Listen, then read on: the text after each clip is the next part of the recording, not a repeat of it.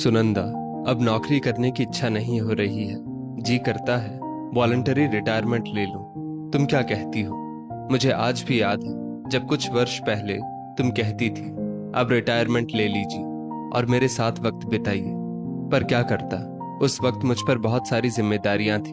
माँ बाबूजी की देखभाल, रंजन की पढ़ाई का बोझ और राखी के विवाह की चिंता। पर अब तो सारे काम निपट गए हैं। कौशल बाबू अपनी पत्नी सुनंदा से कहते हैं। सुनंदा जी मुस्कुराकर बोली, किसने मना किया है? मैं तो कब से कह रही हूँ आप रिटायरमेंट ले लीजिए। जीवन की सांझ होने आई है। कम से कम अब तो अपना वक्त मेरे लिए रखिए। अब तो माँ बाबूजी भी चले गए। हमारी बेटी राखी को अच्छा घर परिवार भी मिल गया है। इससे अच्छी बात एक माँ बाप के लिए क्या हो सकती है।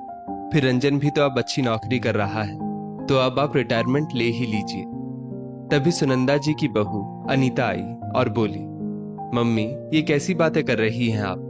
क्या पापा जी को पैसे अच्छे नहीं लगते जो रिटायरमेंट लेंगे? और अभी सारी जिम्मेदारियां कहाँ खत्म हुई हैं? अपनी बेटी की शादी तो आपने कर ली, परंतु आपकी पोती प्रिया भी तो है, उसके लिए भी पैसे जोड़ने हैं। और ऐसे भी घर में बैठे बैठे करेंगे क्या पापा जी? कौशल बाबू बोले, बहू क्या अब अपनी रिटायरमेंट पर भी मेरा अधिकार नहीं? मेरे बच्चों की जिम्मेदारी मुझ पर थी, जो मैंने अपनी तरफ से पूरी की है। पोती के लिए दादा को जितना करना चाहिए उतना तो मेरे घर में ही रखा है। कुछ जिम्मेदारी मेरे बेटे को भी निभाने दो। पापा जी ऐसे तो आप बहुत ज्ञान देते हैं कि रखा हुआ पैसा रखा नहीं रहता। अनीता बोली। सुनंदा जी बोली, बहू जमीन और घर पैसा नहीं होता, उसके दाम तो बढ़ते ही जाते हैं। अनीता बोली, मम्मी जी आप जमीन और घर की रोटी बनाकर तो नहीं खाएंगी, उसके लिए तो पैसे लगेंगे ही। इतना कहकर वो चली गई। कौशल बाबू बोले, देखा सुनंदा, अभी मैंने रिटायरमेंट ली नहीं कि मेरी रोटी का भी हिसाब लगने लगा। सुनंदा जी बोली, आप बहू की बातों पर ध्यान मत दीजिए, इसका व्यवहार तो अपने मायके वालों के लिए भी ऐसा ही है। आप रिटायरमेंट ले लीजिए, जो पैसे मिलेंगे उसे हम बैंक में जमा कर देंगे। उससे जो राशि आएगी उससे हम दोनों का गुजारा अच्छी तरह से हो जाएगा। कौशल बाबू की तबीयत भी अब ठीक नहीं रहती थी। 6 महीने पहले ही उन्हें माइनर हार्ट अटैक आया था। डॉक्टरों ने आराम करने की सलाह दी थी, परंतु कौशल बाबू घर पर नहीं रहना चाहते थे। लेकिन अब उनका शरीर भी उनसे आराम चाहता था। 2 महीने बाद उन्होंने रिटायरमेंट का फॉर्म भर दिया और जब घर आकर उन्होंने सुनंदा जी को बताया तो दोनों बहुत खुश थे। शाम को रंजन को इस बात का पता चला तो वो कौशल बाबू से बोला, पापा मैं यहाँ एक एक पैसा जोड़ रहा हूँ और आप हैं कि 5 साल पहले ही नौकरी छोड़कर घर पर बैठना चाहते हैं। आखिर आपको हुआ क्या है? कौशल बाबू बोले, रंजन तुम्हें याद है जब तुम्हारी नई नई नौकरी लगी थी और तुम्हें कोरोना हो गया था, उस वक्त भी मैंने तुमसे कहा था कि नौकरी छोड़ दो, तुमसे बढ़कर पैसा नहीं है। आज तुम्हें अपने पिता से ज्यादा पैसे की चिंता है। यही होता है पिता पुत्र में फर्क। रंजन बोला, अरे पापा आप बात समझ नहीं रहे हैं। कौशल बाबू बोले, बेटा मैं तुम पर बोझ नहीं बनूंगा। तुम्हारी माँ और अपना ख्याल मैं खुद रख सकता हूँ, तो तुम हमारी तरफ से मुक्त रहो और अपने रिटायरमेंट का फैसला मैं खुद कर लूंगा। इतना तो अधिकार मुझे सरकार ने भी दिया है। उस वक्त रंजन गुस्से में वहां से चला गया। करीब 2 महीने बाद कौशल बाबू की रिटायरमेंट को मंजूरी मिल गई। अब वो घर में पत्नी के साथ वक्त बिताते थे। एक रोज वो अखबार वाले का इंतजार कर रहे थे, परंतु अखबार वाला उन्हें अखबार ना देकर अगले घर में चला गया। कौशल बाबू अखबार वाले से बोले, आज तुमने अखबार क्यों नहीं दिया? अखबार वाला बोला, बाबूजी रंजन भैया ने अखबार देने से मना किया है। कौशल बाबू ने रंजन से पूछा तो रंजन बोला, घर में बैठकर पूरे दिन तो टीवी देखते रहते हैं, फिर अखबार की क्या जरूरत है? तभी अनीता रंजन को चाय देते हुए बोली, पापा जी अखबार कोई फ्री में नहीं आता है, उसके भी पैसे लगते हैं। कौशल बाबू सब समझ गए और चुपचाप वहां से चले गए। आए दिन ऐसी छोटी मोटी घटनाएं होती रहती थी। हद तो तब हो गई जब एक दिन सुनंदा जी ग्लास में दूध डालकर कौशल बाबू को देने जा रही थी। अनीता बोली, मम्मी जी पैसे कोई पेड़ पर नहीं लगते हैं, बाबूजी को दूध का इतना बड़ा ग्लास देने की क्या जरूरत है? वो कोई जवान तो हो नहीं जाएंगे, छोटे से ग्लास में भी दूध दिया जा सकता है। इस घर में कमाने वाला एक और खाने वाले इतने, घर कैसे चलेगा? सुनंदा जी आंखों में आंसू लेकर कमरे में आ गई और सारी बात कौशल बाबू को बतलाई।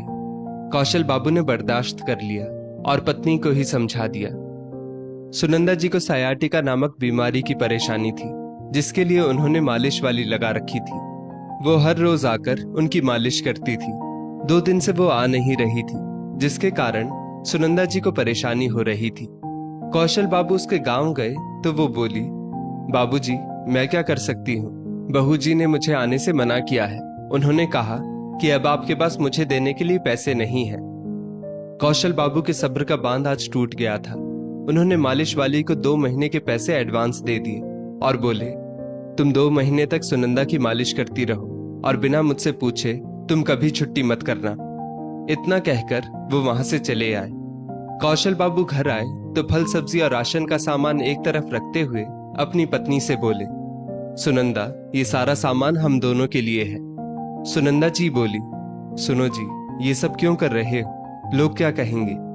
कौशल बाबू बोले, जब घर के लोग नहीं समझ रहे तो दुनिया की चिंता मैं क्यों करूं? तभी वहां अनीता आई और बोली, क्या बात है पापा जी, इतना शोर क्यों कर रहे हैं? इसीलिए कहती थी नौकरी मत छोड़िए, घर बैठा आदमी बौखला जाता है। उस दिन घर में बहुत हंगामा हुआ। रंजन के आने के बाद कौशल बाबू ने हर बात के लिए उससे सफाई मांगी। अपनी गलती मानने की जगह उल्टा उसने माता पिता के साथ दुर्व्यवहार किया। कौशल बाबू बोले, तुम भूल रहे हो, मैंने काम से रिटायरमेंट ली है, जिंदगी से नहीं। सोचने समझने की शक्ति अभी भी मुझ में उतनी ही है। तुम बेटे हो, इसलिए तुम्हें घर से नहीं निकाल सकता। ऐसा करो, ऊपर के 2 कमरे खाली हैं, तुम उसमें रह लो, नीचे के हिस्से में हम दोनों रहेंगे। अनीता बोली, पापा जी, नीचे 4 कमरे हैं और आप 2 लोग, क्या आप चारों कमरे में रहेंगे? उस दिन तो सुनंदा जी को भी बहुत हिम्मत आई और वो बोली, बहू, 4 कमरों में नहीं, 1 कमरे में रहेंगे और दूसरा कमरा राखी के लिए रखेंगे, क्योंकि उसे हमारे पैसों से नहीं, हमसे मतलब है, तभी तो वो मिलने आती है, और बाकी के कमरों को किराए पर चढ़ा देंगे। कौशल बाबू रंजन से बोले, रंजन, इसके आगे मैं घर में इस बात पर कोई वाद विवाद नहीं चाहता।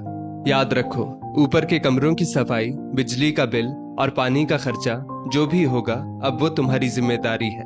जो बच्चे अपने माँ बाप के खाने पीने और उनके खर्चों का हिसाब रखने लगे, उन्हें जीवन का हिसाब किताब सिखाना बहुत जरूरी हो जाता है। अब इसके लिए दुनिया चाहे मुझे कितना ही कठोर कहे, मुझे कोई फर्क नहीं पड़ता। इतना कहकर कौशल बाबू सुनंदा जी को लेकर अंदर चले गए।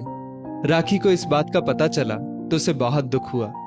उसने पिता को बहुत समझाने की कोशिश की, पर वो नहीं माने। जब माँ ने सारी बात बताई तो बेटी ने हर फैसला माता पिता पर छोड़ दिया। आए दिन छोटी मोटी बातों के लिए रंजन को दिक्कत होने लगी, तो एक रोज वो अनीता से कह रहा था, ये सब तुम्हारा किया धरा है, अच्छा खासा घर चल रहा था, पर तुम्हारे लालच ने मुझे भी दोषी बना दिया। अब तो अनीता की बेटी भी इन सभी बातों के लिए अपने माता पिता को ही दोषी ठहरा रही थी। सुनंदा जी ने सब सुना तो वो बोली, बहू तो दूसरे घर से थी, ये हमारे दर्द को नहीं समझती। तुम तो हमारे अपने थे, तुमने कहाँ हमें समझा। बहुत आसान होता है अपना दोष पत्नी पर डाल देना। सच कहा है किसी ने, जब अपना बेटा अपना ना हुआ तो बहू से कैसी उम्मीद। रंजन ने माँ के पैर पकड़ लिए और उनसे माफी मांगने लगा। अनीता ने भी हाथ जोड़कर अपनी सास से माफी मांगी और बोली, मम्मी जी, हमें माफ कर दीजिए, लालच ने हमें अंधा कर दिया था, हम आपके प्यार को समझ नहीं पाए। थोड़ा वक्त लगा, सुनंदा जी ने तो उन दोनों को माफ कर दिया, परंतु कौशल बाबू बोले, बेटा, तुमने रिश्तों से ज्यादा पैसों को महत्व दिया। मैं अपनी पोती की पढ़ाई का सारा खर्चा उठाऊंगा, पर घर की सारी जिम्मेदारी तुम उठाओगे। जब तक मैं जिंदा हूं, मेरे पैसों पर और मेरे फैसलों पर कोई सवाल नहीं उठाएगा। इस घर में मेरी पत्नी का अपमान हो, ये मैं कभी बर्दाश्त नहीं करूंगा, याद रखना। ऐसे भी मेरे बाद सब कुछ तुम सबका ही है।